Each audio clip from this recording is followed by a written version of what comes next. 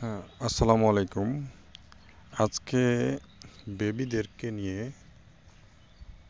আহ, মানে ম্যাঙ্গো গার্ডেনে হাঁটছিলাম। হাঁটতে হাঁটতেই একটা জিনিস মনে হলো যে বেবিদেরকে ঘাসের উপরে হাঁটানোর উপকারিতা এবং অপকারিতা কি, এই জিনিসগুলো জানবো বা বলবো বা আলোচনা করব এই প্রসঙ্গে। তো আজকে সেই প্রসঙ্গটাই জানার চেষ্টা করি। খালি পায়ে ঘাসের উপর হাঁটার বেশ কিছু উপকারিতা ও কিছু সম্ভাব্য অপকারিতা আছে। যেমন উপকারিতা: সংবেদনশীল বিকাশ। খালি পায়ে হাঁটলে শিশুর পায়ের স্নায়ু উত্তেজিত হয়, যা তাদের অনুভূতি ও ভারসাম্য বজায় রাখতে সাহায্য করে। দ্বিতীয়ত, পায়ের শক্তি বৃদ্ধি। এটি পায়ের পেশি ও হাড়ের গঠন মজবুত করে এবং পায়ের প্রাকৃতিক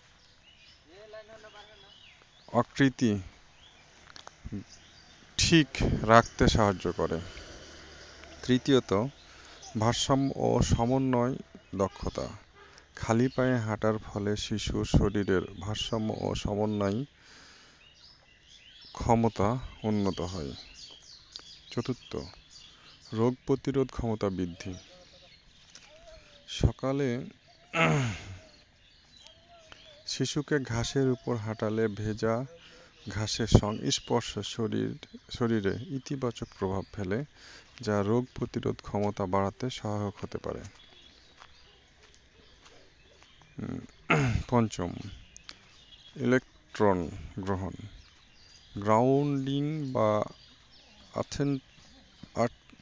আর্থিং এর ফলে শরীরে জমে থাকা নেতিবাচক শক্তি ইলেকট্রন নিষ্কাশন হয়, যা স্বাস্থ্যকর হতে পারে।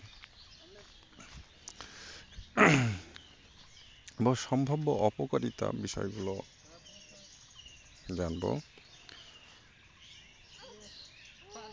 1 নম্বর, চোট বা আঘাত। ঘাসের নিচে লুকিয়ে থাকা পাথর বা কাঁচা বা ধারালো বস্তু শিশুর পা কেটে যেতে পারে। দ্বিতীয়ত, সংক্রমণের ঝুঁকি। মাটিতে থাকা ব্যাকটেরিয়া বা ফাঙ্গাস বা পরজীবী শিশুর পায়ে সংক্রমণ ঘটাতে পারে। তৃতীয়ত, পোকামাকড় এর কামড়। ঘাসে থাকতে পারে পিঁপড়া, মাকড়সা বা অন্যান্য ক্ষতিকারক পোকামাকড়, যা শিশুর অন্যান্য সমস্যা সৃষ্টি করতে পারে। চতুর্থ, ঠান্ডা লেগে যাওয়ার সংখ্যা। সকালে শিশুরা ঠান্ডা বা ভেজা ঘাসের সংস্পর্শে এলে ঠান্ডা লেগে যেতে পারে। সতর্কতা: পরিচ্ছন্ন ও নিরাপদ স্থানে হাঁটানো নিশ্চিত করা উচিত। শিশুর পা ধুয়ে পরিষ্কার রাখা উচিত হাঁটার পর। অতিরিক্ত ঠান্ডার সময় হাঁটানো এড়িয়ে যাওয়া ভালো। তো আজকে আমার বেবিকে নিয়ে আমি আমাদের ঈদগাহ বা আম বাগানে হাঁটাহাঁটি করছিলাম। তো আমার বেবি খুব মজা পাচ্ছিল এবং হাঁটাহাঁটি করতেছিল।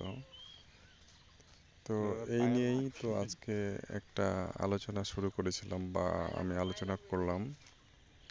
তো আমি আমার বেবিকে শহর থেকে গ্রামে আসলে আমি আমার বেবিকে নিয়মিত এই ঘাস বা আমাদের এলাকায় আম বাগান আছে, আম বাগানের নিচে ঘাসে ছেড়ে দিই, ঘোরাঘুরি করে। এবং আমি এই উপকারগুলো বা আমি এই প্রাকৃতিক বা ন্যাচারাল যে গ্রাম্য পরিবেশ এখানে মিশানোর চেষ্টা করি, কারণ তার বেড়ে ওঠার জন্য সব কিছুই প্রয়োজন। এই জিনিসটা মাথায় রেখে আমি আমার বেবিকে ছেড়ে দিই। তো যা হোক, আমি আমার বেবির জন্য এই যত্ন নিই। আপনার বেবির জন্য কি আপনি নেন? যদি আপনি না নেন তো